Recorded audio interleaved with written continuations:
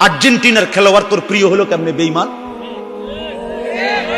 এই মুসলমানের বাচ্চা বল বেটা, এখন দাঁড়ায় বল বেটা, কোন কাফের বেঈমান, কোন খ্রিস্টানের বাচ্চা, কোন ইহুদি, তুই মুসলমানের ঘরে জন্ম নিয়া তোর রক্তে মুসলমান মার রক্ত, তুই কেমনে ওই বেঈমানের মতো সাজলি?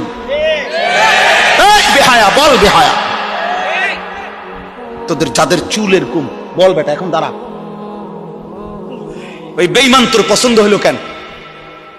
তোর রক্তে ইসলাম নাই বেটা, তোর মা মুসলমান না, তোর বাপ মুসলমান না বেটা, তোর দাদা দাদি মুসলমান না, ওরা সব বোকা, তুই চালাক হয়ে গেছ বেটা,